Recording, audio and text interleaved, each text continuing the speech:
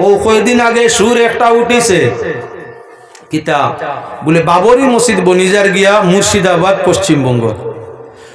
পশ্চিমবঙ্গের মুর্শিদাবাদ বাবরি মসজিদ বনিজার তেও কি আইছে আর গেছে আপনার মসজিদ বানাইলে যে সওয়াব আর আপনার কি বলে মুর্শিদাবাদ মসজিদ বানাইলে সেই সওয়াব তাহলে আমি জাতি হিংসা ব্যক্তি হিংসা নিয়া আপনার বাবুর মসজিদ নামে মসজিদ বানাইবার লাগি টাকা দেওয়া সওয়াব কোন পাগলে বেশি হইয়া দিছে বহু মানুষে অ্যাকাউন্টে টাকা লাগাইছে বাবরি মসজিদ বনে বাবরি মসজিদ ইসলামের কোনো অঙ্গ নেই বাবরি মসজিদ ইসলামের কোনো অঙ্গ নেই মক্কা শরীফ ইমানের অঙ্গ মদিনা শরীফ ইমানের অঙ্গ মসজিদে আকসা ইমানের অঙ্গ যদি সেই তিন মসজিদের ব্যাপারে কেউ কোনো ব্যতিক্রমী মাত মাতে তার মোকাবিলা করা মুসলমানের জন্য ইয়া থাকলো ফরজ বিশ্বের মুসলমানে একসঙ্গে আওয়াজ তোলা ফরজ যদি মক্কা মদিনা ফিলিস্তিনের মসজিদ নিয়ে কেউ আপনার কটু কথা কয় ভাঙ্গিতে চায় বদনাম করতে চায় নষ্ট করতে চায় তার প্রতিবাদ করা মুসলমানের দায়িত্ব কর্তব্য মুসলমানের তার প্রতিবাদ ফরমাইতা এতে যদি পৃথিবীর অন্যান্য কোনো মসজিদ তিন মসজিদ ছাড়া কেউ বাঙ্গিলায় ক্ষমতা যার আছে হে মোকাবিলা করতে নেতৃত্বে যে আছে কমিটির যে আছে হেইটার প্রতিবাদ করত তার ক্ষমতা অনুসারে যদি করে নাতে হে তার দোষী আমি নাই আম মুসলমান তার কারণে দোষী নাই আপনার অযোধ্যা বাবরি মসজিদ সরকারে বা পাবলিকে বাঙ্গি লিছে তো আমার কি তো হইছে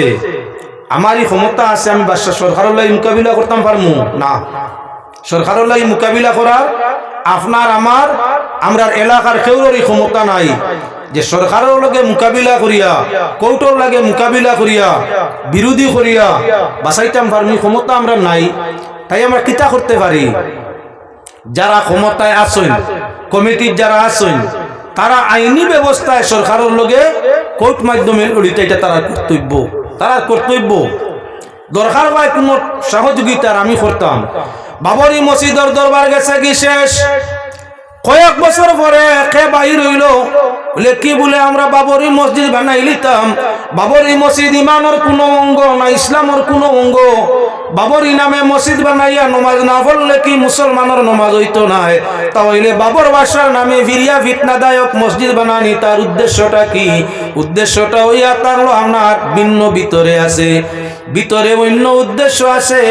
মুসলমানদের ঠগাইবার পথ চিন্তা করা চলছে আসলে বাবরি টাবরি কোনো মসজিদ বনবে না এটা হইয়া থাকলো মুসলমানের কলঙ্কর লাগিয়া কাম করিয়া যাওয়া বুকা মুসলমানে বুঝছেন না আপনার কি বলে অ্যাকাউন্ট খুলিয়া চতুর্ভাবে চতুর্দিকে দেওয়া হয়েছে 1000 2000 10,000 1 লাখ 5 লাখ 10 লাখ 20 লাখ অসংখ্য মুসলমানে ডোনেশন করছে আরে বেওকুফ সেই মসজিদ বানানির তাকি তোর মহল্লার মসজিদ বানানির সওয়াব বেশি আছে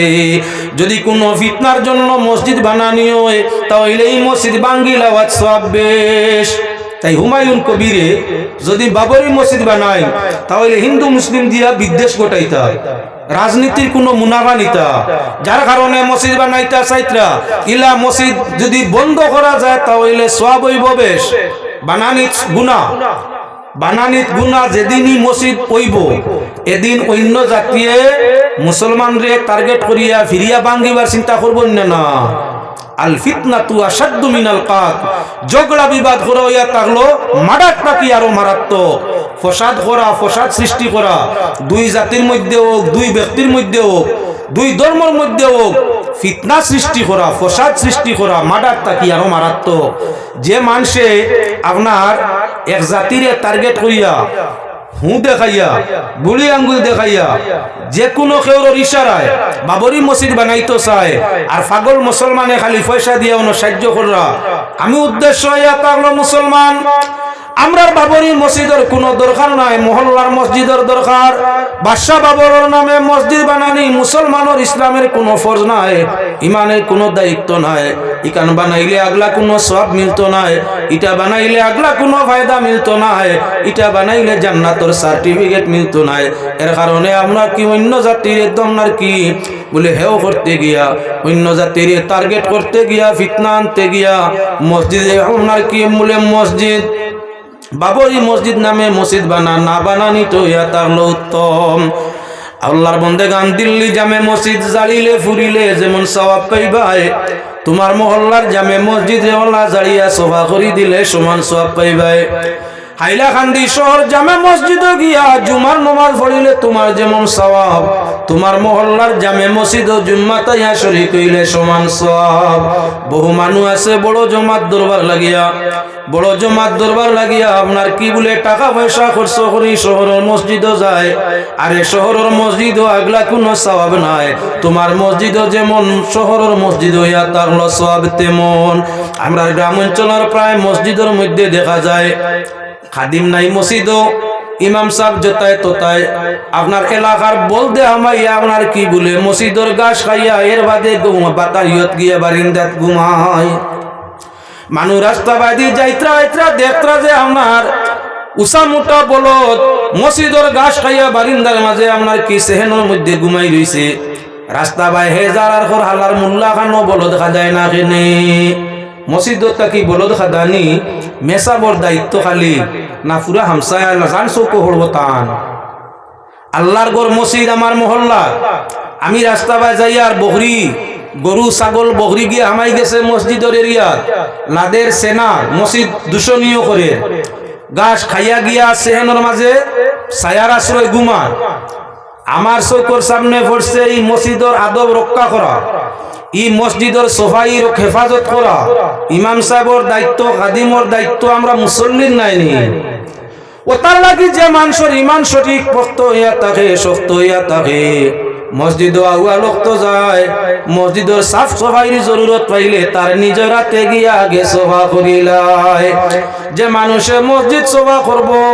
বিনিময়ের জন্য নয়, ইমান পরিষ্কারের জন্য যে মানুষে আপনার মসজিদ সভা করে মসজিদের জাল কুসর কাম করে ময়দানে মাশর আল্লাহ আসান হিসাবে জান্নাত দিবা তারে। মসজিদের লাগি যার সম্পর্ক ভালোবাসা বেশ, মসজিদের সাথে মায়া বেশ, মসজিদের সাথে দয়া বেশ, ময়দানে মাশর তার আসজি হিসাবে জন্নত জায়গা হইল আপনার বেশ।